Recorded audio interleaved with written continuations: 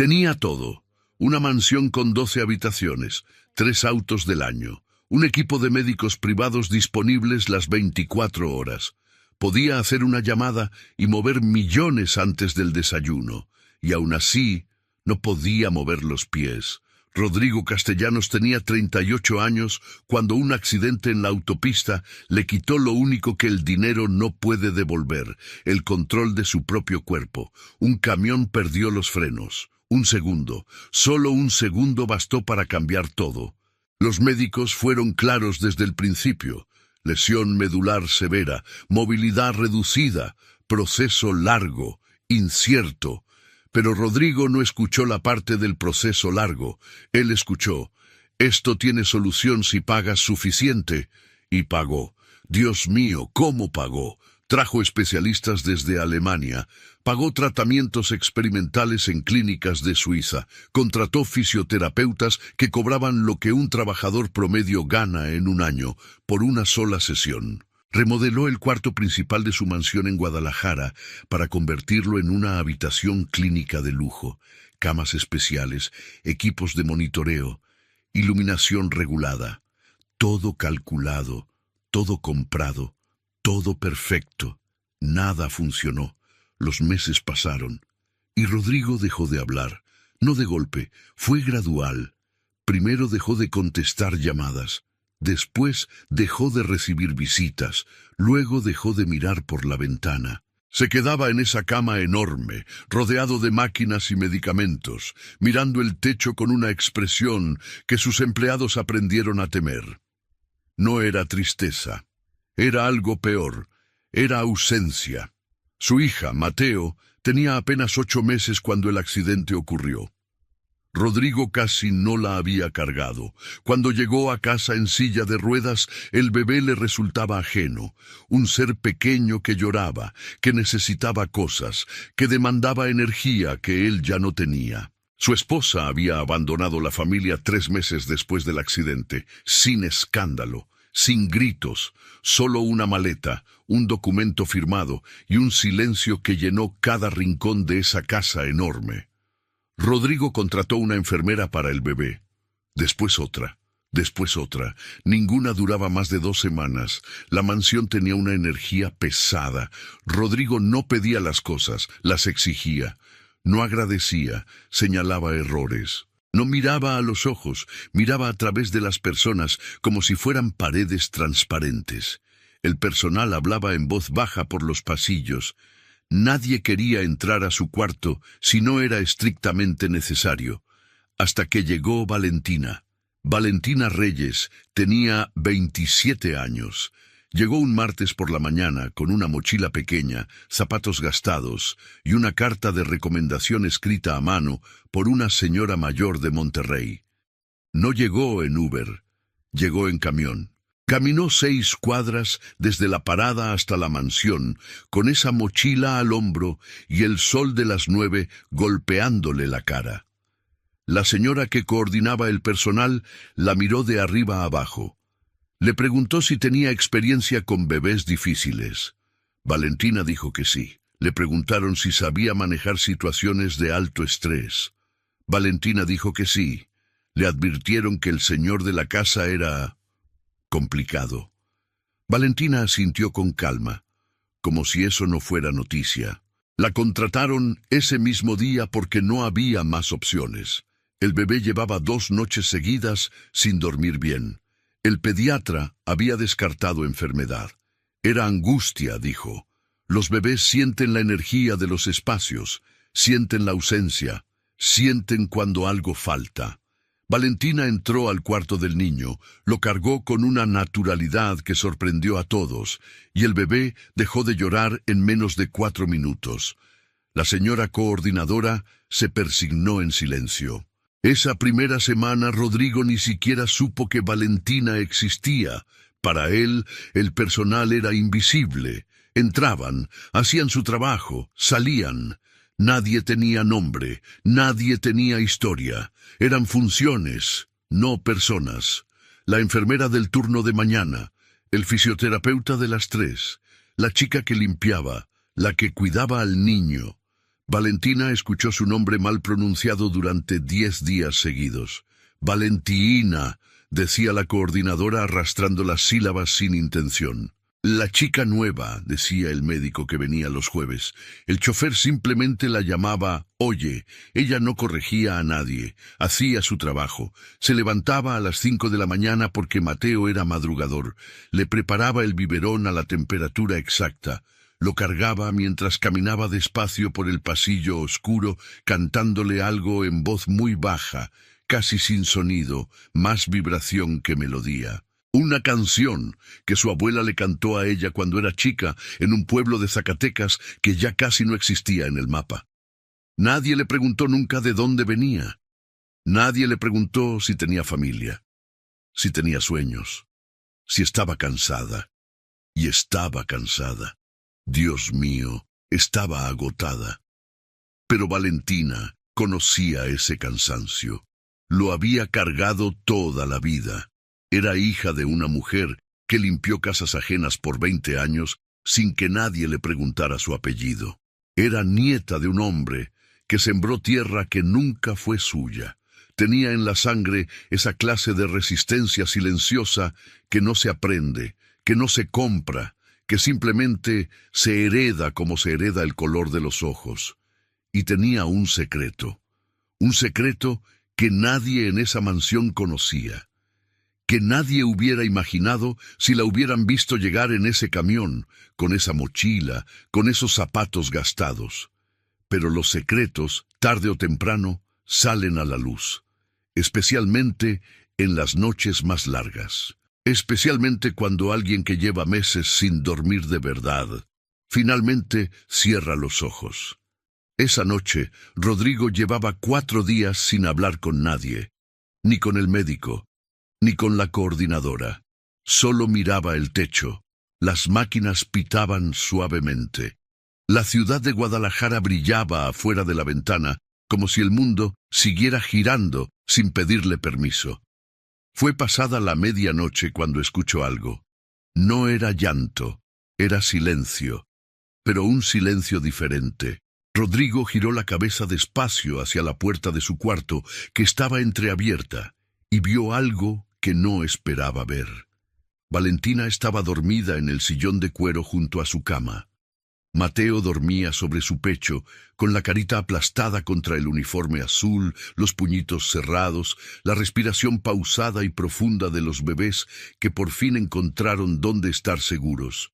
Y ella tenía una mano apoyada sobre la espalda del niño, incluso dormida, incluso agotada hasta los huesos. Su mano seguía ahí, protegiéndolo, sin que nadie se lo pidiera, sin que nadie lo notara, sin que nadie fuera a pagarle extra por eso.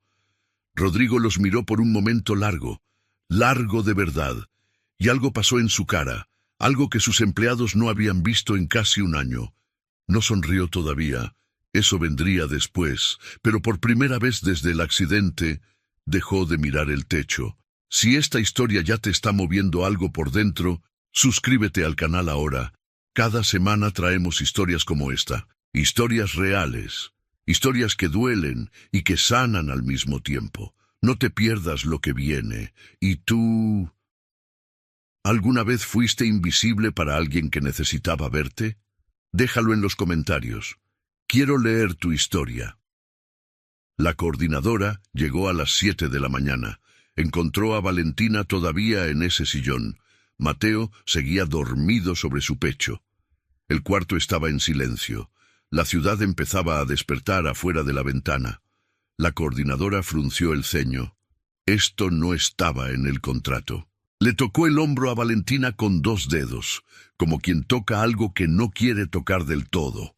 Valentina abrió los ojos de inmediato, sin confusión, sin ese momento perdido que tienen las personas cuando no saben dónde están. Sus ojos estaban claros desde el primer segundo, como si alguna parte de ella nunca hubiera dejado de estar alerta. Miró a Mateo. Verificó que respiraba bien. Después miró a la coordinadora. La coordinadora señaló la puerta con la cabeza. Valentina se levantó despacio para no despertar al niño. Lo acomodó en el sillón con una almohada a cada lado. le ajustó la cobijita amarilla, salió al pasillo. La conversación fue corta, que esto no se podía repetir, que había reglas, que el señor Castellanos necesitaba su espacio, que si el bebé lloraba de noche había un intercomunicador, que para eso estaba, que no era necesario quedarse. Valentina escuchó todo, asintió. Y al día siguiente, cuando Mateo volvió a despertarse a las 2 de la mañana con fiebre, Valentina usó el intercomunicador. Nadie contestó. Esperó 5 minutos. Volvió a llamar. Silencio. Esperó otros 5 minutos con el niño llorando en brazos, la frente caliente, el cuerpito arqueado de malestar. Nadie llegó. Valentina fue ella misma. No había otra opción.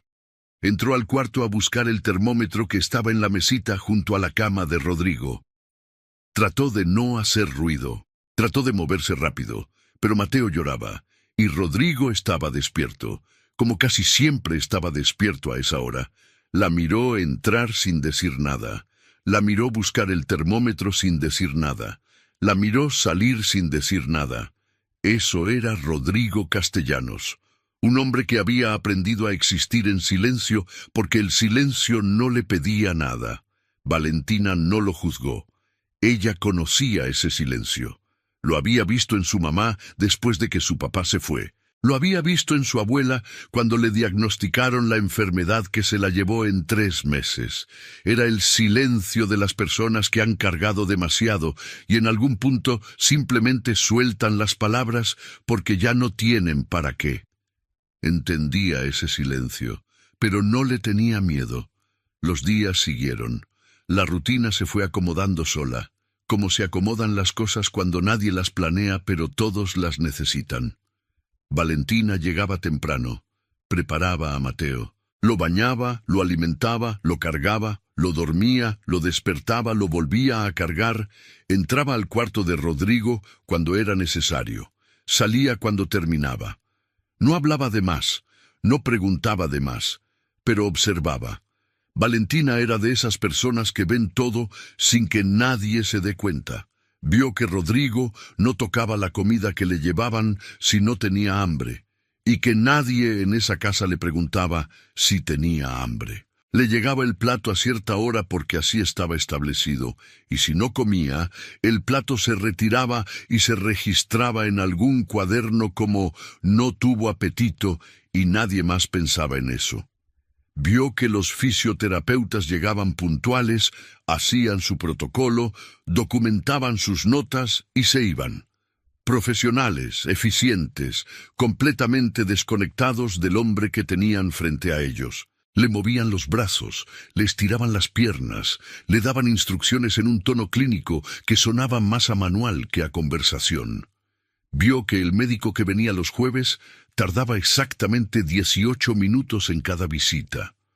Revisaba los signos, ajustaba algún medicamento, hacía 2 preguntas, anotaba, se iba. 18 minutos. Valentina lo cronometró sin querer durante 3 semanas seguidas. Vio que nadie le había llevado una flor, ni una planta, ni un libro, ni música. 12 habitaciones. 3 autos del año, y un cuarto que parecía una sala de espera de hospital, frío y funcional, donde un hombre de 38 años miraba el techo durante horas sin que nadie pensara en preguntarle qué estaba viendo ahí arriba. Valentina no tenía dinero para flores, pero una mañana llegó con una rama de bugambilia que había cortado del jardín de la entrada. La puso en un vaso de vidrio con agua. La dejó en el alféizar de la ventana del cuarto sin decir nada, sin pedir permiso, sin explicar por qué. Rodrigo la miró, no dijo nada. Al día siguiente la bugambilia seguía ahí, nadie la había quitado. Esa misma semana Valentina estaba alimentando a Mateo en el sillón del cuarto cuando el niño hizo algo. Una cosa pequeña, una de esas cosas que los bebés hacen sin saber que están haciendo algo extraordinario. Extendió los brazos hacia donde estaba Rodrigo, sin razón aparente, sin que nadie se lo pidiera. Solo los extendió con esa torpeza hermosa de los bebés que todavía no entienden las distancias, y emitió un sonido. No era una palabra, pero era intención. Valentina lo vio. Vio también que Rodrigo lo vio, y vio algo moverse en la cara de ese hombre. Algo muy pequeño, como cuando el viento mueve apenas una hoja, y si no estás mirando en ese momento exacto, te lo pierdes. Rodrigo apartó la vista rápido. Valentina no dijo nada. Siguió alimentando al niño como si no hubiera pasado nada. Pero lo había visto. Los demás empleados de la casa hablaban de Rodrigo en la cocina cuando creían que nadie escuchaba. Decían que estaba roto, que era imposible, que ningún tratamiento iba a funcionar porque el problema no era físico, era mental, que había decidido no mejorar, que el dinero lo había hecho así de frío antes del accidente y el accidente solo lo había empeorado. Valentina escuchaba, no participaba, porque ella había visto la hoja moverse. Una tarde, la coordinadora le encargó limpiar y reorganizar la mesita de noche de Rodrigo mientras él estaba en sesión de fisioterapia. Valentina lo hizo. Acomodó los medicamentos por tamaño. Limpió el vidrio del vaso de agua y encontró, empujada hasta el fondo del cajón, debajo de un bloc de notas sin usar, una fotografía. Era Rodrigo, pero un Rodrigo que ella no reconocía. De pie, sonriendo, con una sonrisa que ocupaba toda su cara, de esas sonrisas que no piden permiso. Estaba en una cancha de fútbol, con ropa deportiva, un brazo alrededor de otro hombre que reía igual de fuerte. Los dos sudados, los dos con los ojos brillantes de alguien que acaba de ganar algo o de alguien que simplemente está vivo de verdad. Valentina sostuvo esa foto un momento, la estudió. Había una distancia enorme entre ese hombre de la fotografía y el que miraba el techo en esa cama cada día. No era solo el accidente, era como si ese hombre de la foto hubiera existido en una vida paralela que ya no tenía puerta de entrada. La acomodó de regreso en el cajón, pero esta vez no la empujó hasta el fondo. La dejó al borde, visible, sin esconderla. Esa noche, Rodrigo no durmió. Valentina lo supo porque Mateo tampoco durmió, y cuando lo cargó y caminó despacio por el pasillo oscuro con él en brazos, vio la luz del cuarto de Rodrigo filtrada bajo la puerta, encendida a las 3 de la mañana. Valentina se detuvo frente a esa puerta. No tocó, no entró, pero se quedó ahí parada unos segundos, con el niño dormido en sus brazos, en ese pasillo oscuro, como si su cuerpo supiera algo que su cabeza todavía no había terminado de entender, que ahí adentro había un hombre que nadie estaba viendo de verdad, y que alguien tenía que verlo, aunque no le pagaran por eso, aunque nadie se lo pidiera, aunque le costara un cansancio que ya no tenía de dónde sacar. Valentina regresó a su cuarto, se acostó con Mateo a su lado, y antes de cerrar los ojos pensó en su mamá, en sus manos ásperas de tanto limpiar casas ajenas, en cómo su mamá nunca se quejó, nunca, ni un solo día. Le había heredado eso también, esa capacidad de ver al otro en su dolor más feo, en su versión más difícil y no correr. Valentina cerró los ojos. Mañana iba a ser otro día largo, y ella iba a estar ahí. El jueves llegó el médico a las 10 de la mañana. 18 minutos exactos, pero esta vez salió antes. 15 minutos. Valentina lo vio cruzar el pasillo con el maletín en la mano y una expresión que no era preocupación, pero tampoco era calma. Era esa cara que tienen las personas cuando ya tomaron una decisión y solo están esperando el momento de decirla. Llamó a la coordinadora aparte. Valentina estaba al fondo del pasillo con Mateo en brazos. No se movió. No fingió que no escuchaba. El médico habló en voz baja, pero en esa casa los pasillos llevaban el sonido de un extremo al otro. Dijo que Rodrigo había dejado de responder a los estímulos del tratamiento, que llevaba 3 semanas sin avance, que la inmovilidad prolongada combinada con el estado emocional estaba generando un deterioro que los medicamentos ya no podían frenar solos, que había una clínica en Ciudad de México especializada con un programa intensivo de 6 meses, que era la opción más viable en este punto. La coordinadora preguntó cuándo. El médico dijo que lo antes posible. Valentina miró a Mateo. El niño la miraba con esos ojos grandes y oscuros que tenía, esos ojos que todavía no sabían mentir. Esa tarde, la coordinadora entró al cuarto de Rodrigo y le presentó la propuesta. Valentina estaba en el cuarto contiguo con la puerta entreabierta. No quería escuchar, pero escuchó. La coordinadora explicó todo con eficiencia: la clínica, el programa, los resultados documentados, los especialistas. El costo, que para Rodrigo Castellanos era irrelevante porque el dinero nunca había sido el problema. Hubo un silencio largo. Después, la voz de Rodrigo, ronca de tanto no usarse, dijo que no.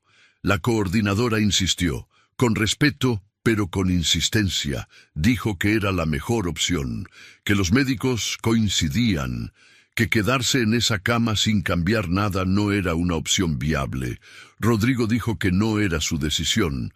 La coordinadora dijo que alguien tenía que tomar decisiones por su bienestar. Rodrigo no respondió más. La coordinadora salió, cerró la puerta con cuidado, caminó por el pasillo con esa expresión de quien ya está redactando el reporte en su cabeza.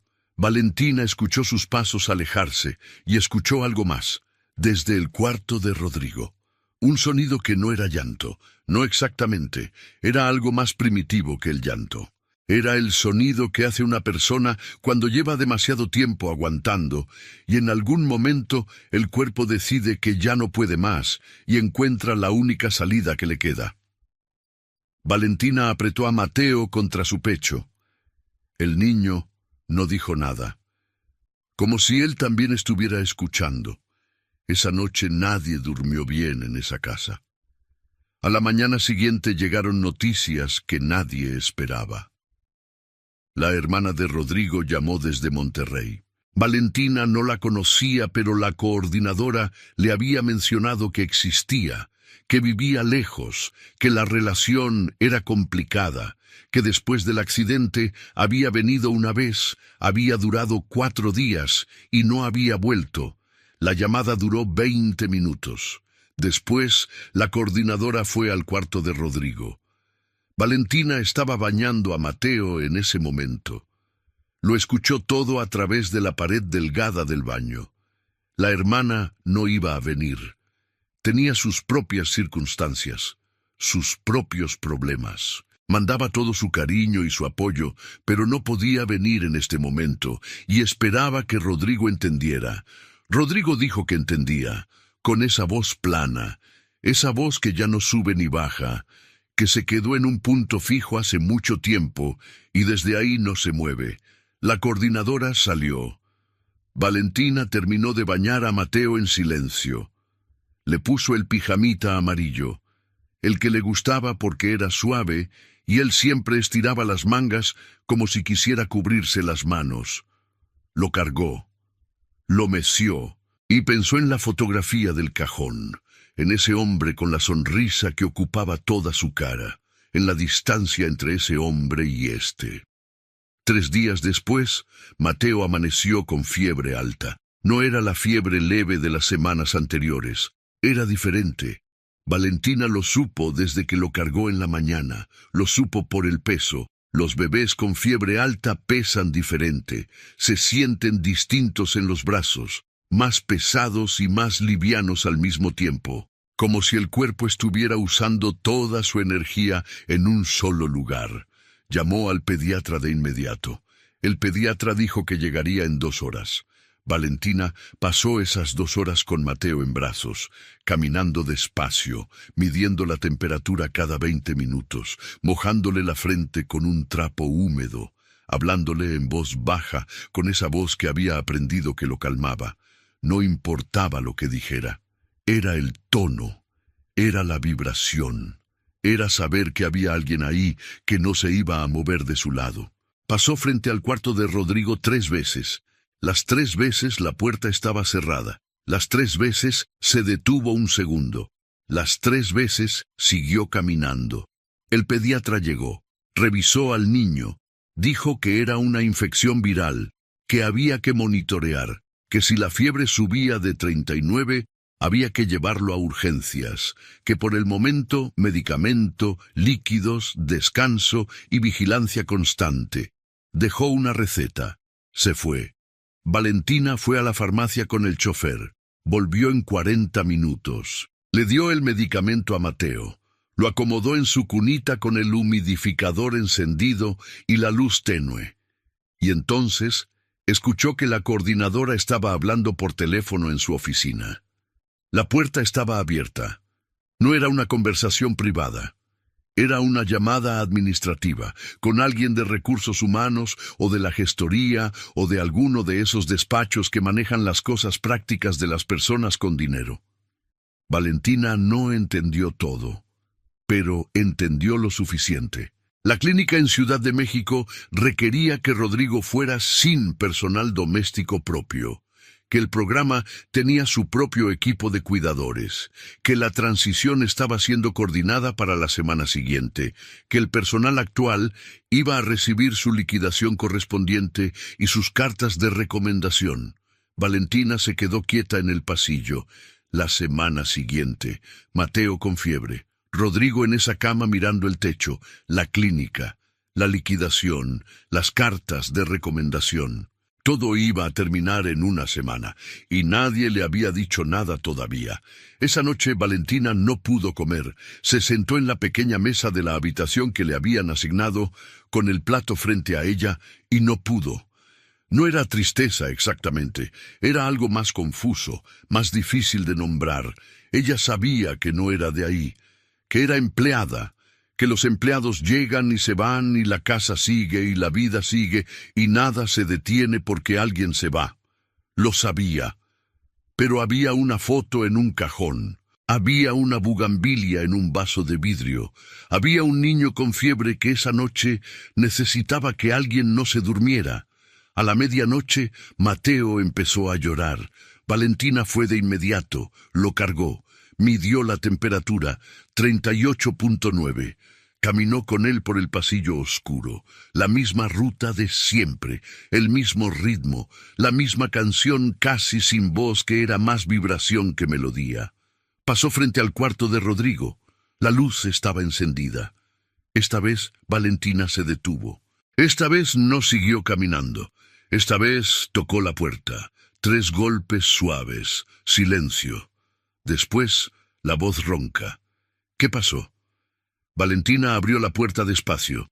Entró con Mateo en brazos. El niño tenía la carita colorada por la fiebre, los ojos entrecerrados, el cuerpito apretado contra el pecho de ella. Rodrigo los miró desde la cama. Valentina dijo en voz baja que el niño tenía fiebre, que no había podido calmarlo, que no quería molestarlo, pero que no sabía qué más hacer. No era completamente verdad.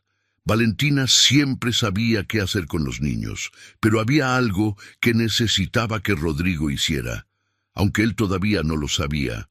Rodrigo miró a su hijo. Mateo extendió los brazos, igual que aquella vez en el sillón, igual que siempre, sin saber lo que estaba pidiendo, sin saber el peso de ese gesto, sin saber que a veces los bebés hacen cosas que los adultos llevan meses sin poder hacer.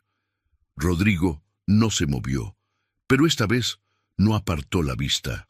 Esta vez se quedó mirando esos brazos extendidos, y en su cara pasó algo, algo que Valentina vio con claridad, algo que se estaba quebrando, pero no de la manera que rompe las cosas, de la manera que las abre. Rodrigo no dijo nada, solo miraba esos brazos pequeños, torpes, extendidos hacia él en la oscuridad del cuarto, las manos abiertas, los deditos separados.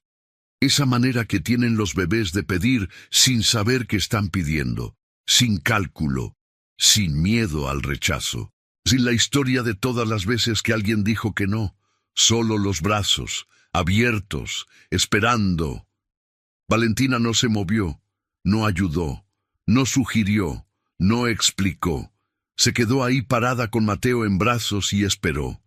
Como quien sabe que hay momentos que no se pueden apurar, que tienen su propio tiempo, que si los tocas, se rompen. Rodrigo miró sus propias manos, las manos que habían firmado contratos, que habían movido dinero, que habían construido algo que el mundo llamaba éxito, y que desde hacía casi un año no servían para nada que él pudiera nombrar. Las miró un momento largo. Después miró a Mateo. El niño seguía con los brazos extendidos. La fiebre le coloreaba las mejillas, los ojos entrecerrados pero despiertos, esperando también, sin saber que estaba esperando algo que llevaba 8 meses sin llegar. Rodrigo levantó los brazos despacio. No fue un movimiento fácil. Su cuerpo no hacía movimientos fáciles desde el accidente.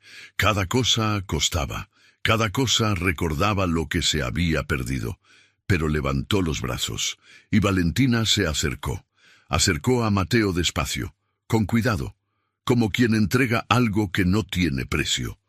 Lo acomodó sobre el pecho de Rodrigo con una delicadeza que no hacía ruido.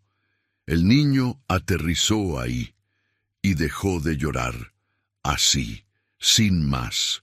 Como si siempre hubiera sabido dónde era ese lugar, como si su cuerpo lo recordara, aunque su memoria todavía no tuviera palabras.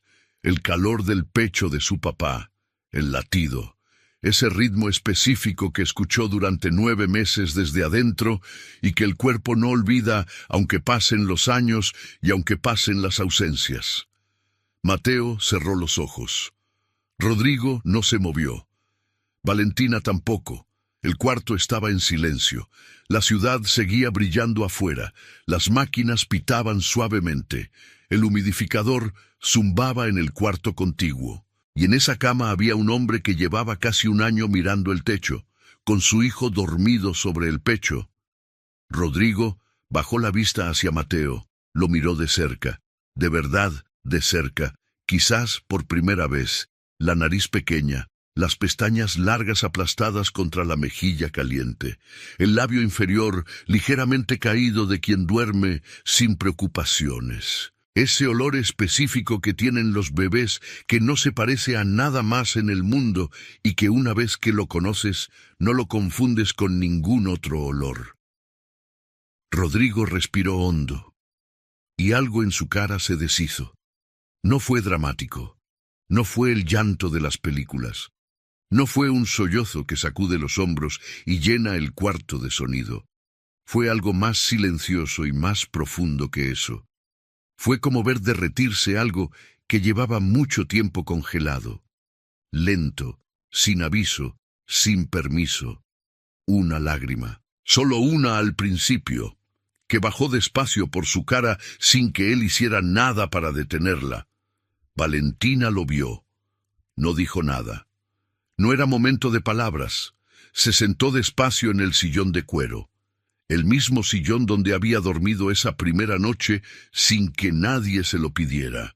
Cruzó las manos sobre el regazo y se quedó ahí, no mirando a Rodrigo, mirando hacia la ventana, hacia las luces de la ciudad, hacia ese horizonte nocturno que no le pertenecía a nadie y que por eso mismo le pertenecía a todos, dándole espacio, pero sin irse, porque hay una diferencia enorme entre dejar a alguien solo y darle espacio, y Valentina la conocía, la había aprendido de su mamá, la había aprendido de las noches largas con personas enfermas que no necesitaban que nadie hablara, sino que alguien simplemente estuviera ahí, presente, respirando en el mismo cuarto, siendo testigo sin exigir nada.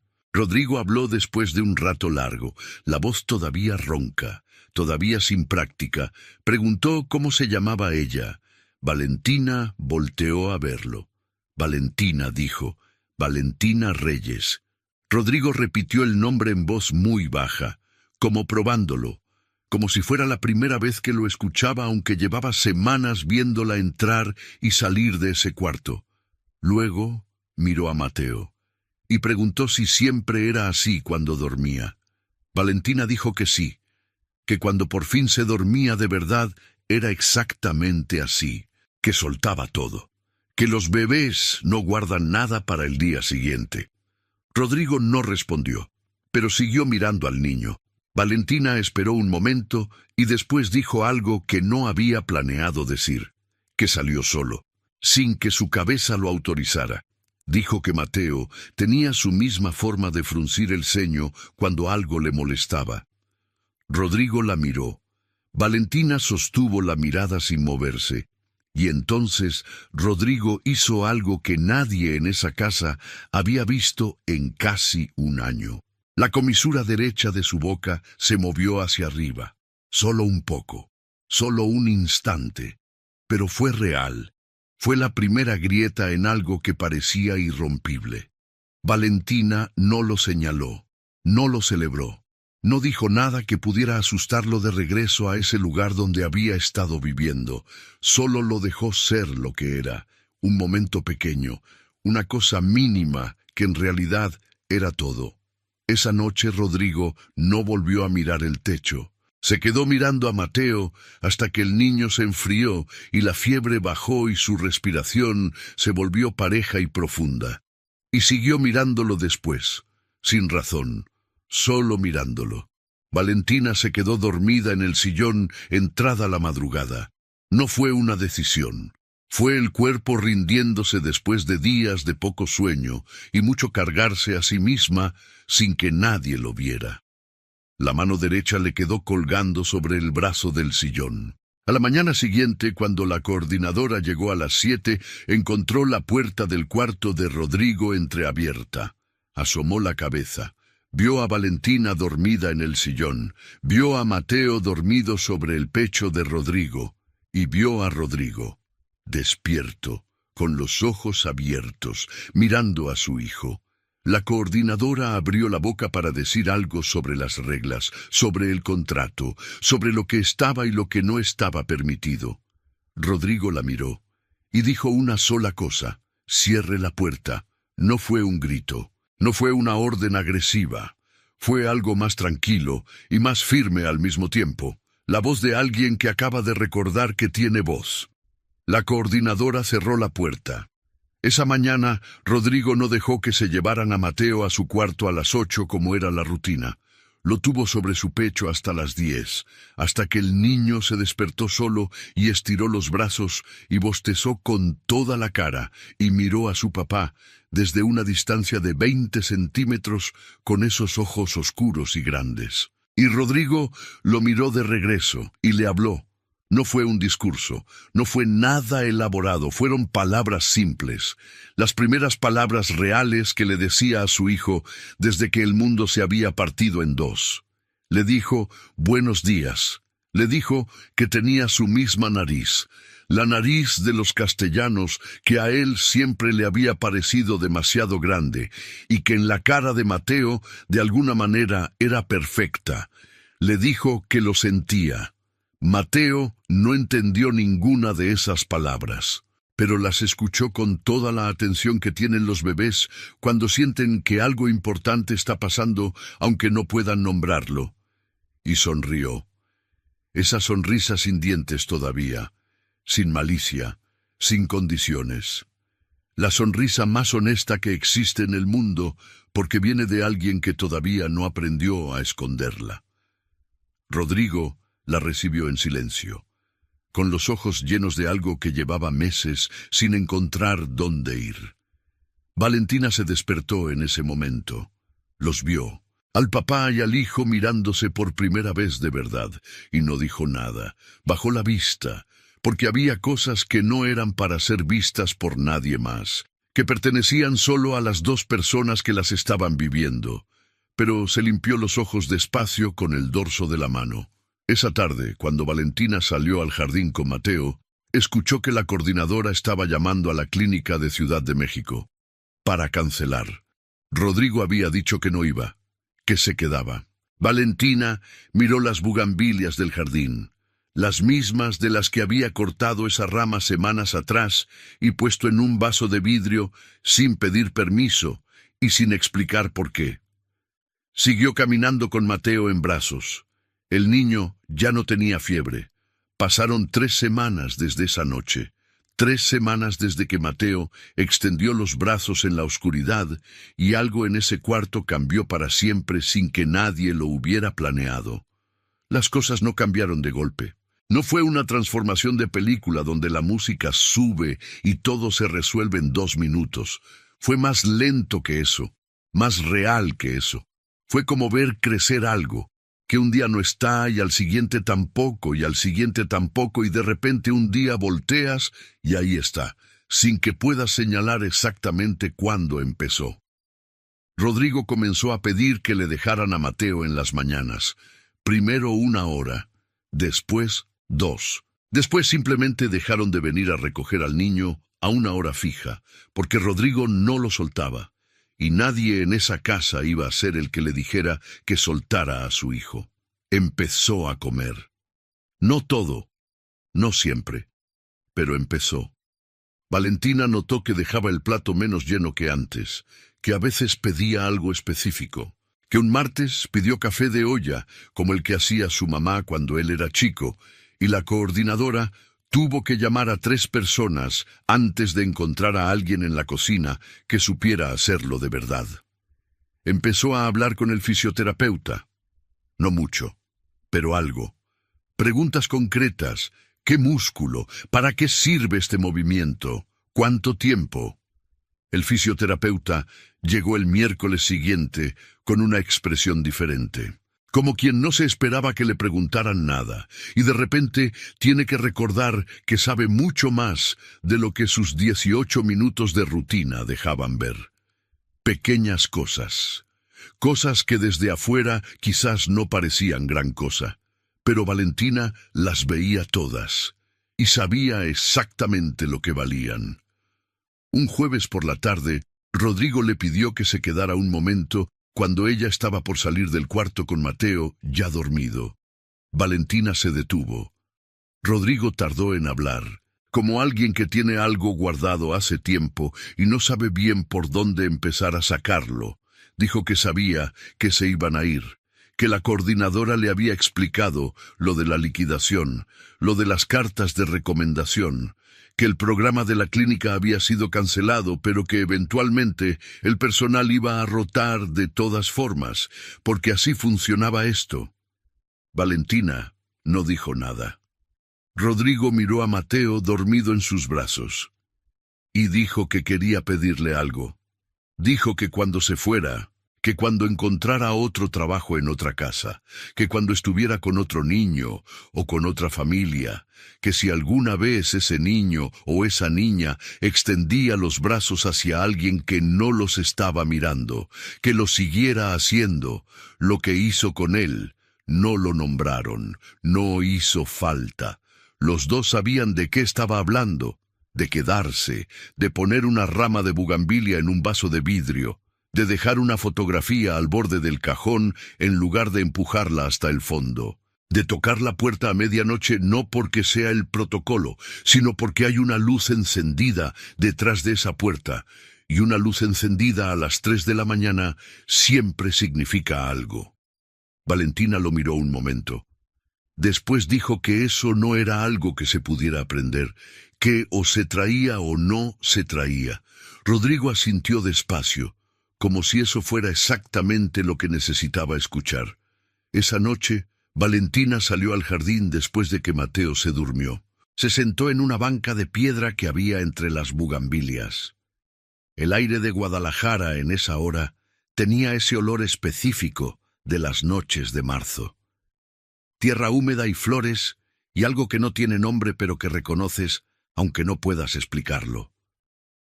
Sacó el teléfono, llamó a su mamá.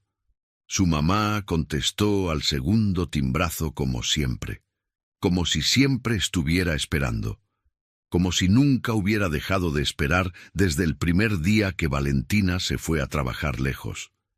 Valentina no dijo mucho. Le dijo que estaba bien. Le dijo que el niño ya no tenía fiebre. Le dijo que había pasado algo en esa casa que no sabía bien cómo explicar, pero que se sentía como cuando termina una tormenta larga y el aire de repente huele diferente. Su mamá escuchó todo en silencio. Y después dijo algo que las mamás dicen a veces sin saber que están diciendo algo enorme. Dijo que sí, que eso pasaba cuando alguien decidía ver a otra persona de verdad, que era raro, que costaba, que la mayoría de la gente pasaba la vida entera sin hacerlo.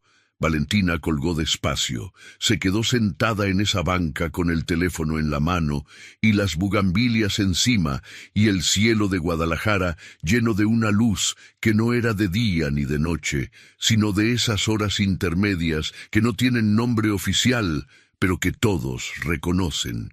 Y pensó en todo lo que su mamá había cargado sin que nadie preguntara cómo estaba, en todo lo que su abuela había sembrado en tierra ajena.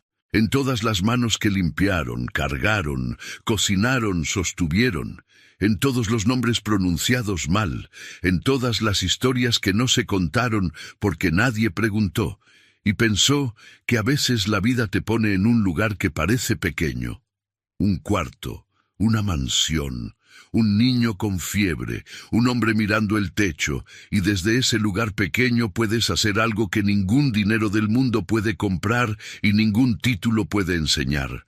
Puedes ver a alguien, de verdad, sin que te paguen extra por eso, sin que nadie te lo reconozca, sin que nadie sepa que lo hiciste, solo porque algo en ti no sabe hacer otra cosa. Valentina se levantó de la banca, cortó una rama nueva de bugambilia, la llevó adentro, la puso en un vaso de vidrio con agua. Esta vez no la dejó en el cuarto de Rodrigo, la dejó en la cocina, en el centro de la mesa donde comía todo el personal, donde llegaba el fisioterapeuta, donde la coordinadora tomaba su café, donde el chofer dejaba las llaves, sin nota, sin explicación, solo ahí, porque a veces las cosas más importantes no necesitan firma. 6 meses después, Rodrigo Castellanos dio sus primeros pasos desde el accidente. No fueron pasos perfectos, fueron 3 pasos cortos, sostenido por las barras del fisioterapista en una sala que olía a esfuerzo y a determinación.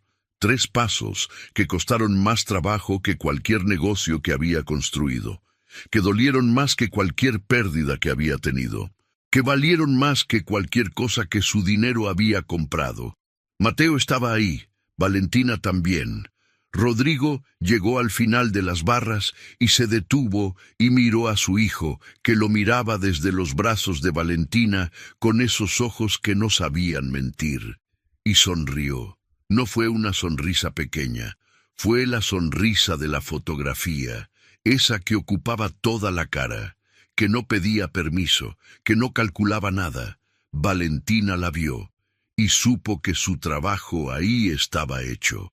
No el trabajo del contrato, el otro, el que nadie le había pedido y que ella había hecho de todas formas, porque así era ella, porque así fue su mamá, porque así fue su abuela, porque hay personas en el mundo que cargan una luz sin saber que la cargan y la reparten sin saber que la reparten, y el mundo sigue girando gracias a ellas, aunque nadie les ponga nombre. Rodrigo nunca volvió a ser el mismo. No porque el accidente lo cambió, sino porque una mujer que llegó en camión con una mochila pequeña y zapatos gastados, lo vio cuando nadie más estaba mirando. Y eso no se olvida. No importa cuánto dinero tengas, no importa cuántas habitaciones tenga tu casa, no importa cuántos especialistas pagues, hay cosas que solo llegan cuando alguien decide quedarse, sin que nadie se lo pida, sin que nadie lo vea, solo porque sí. La persona más importante de la sala no siempre es la que habla más fuerte. A veces es la que lleva al niño en brazos, la que pone flores en un vaso sin firma, la que toca la puerta a medianoche porque hay una luz encendida, y eso siempre significa algo. Ábrele la puerta a esa persona. O mejor aún, sé esa persona. Si llegaste hasta aquí, esta historia te tocó algo por dentro. No lo guardes solo para ti. Hay alguien en tu vida que necesita escuchar esto hoy. Un familiar, un amigo, alguien que quizás en este momento está mirando su propio techo, en su propia oscuridad, sintiéndose invisible. Mándale esta historia. No porque sea un video, sino porque a veces la manera más honesta de decirle a alguien que lo ves de verdad es mostrarle que alguien más también fue visto. Gracias por quedarte hasta el final. Eso también dice algo de ti.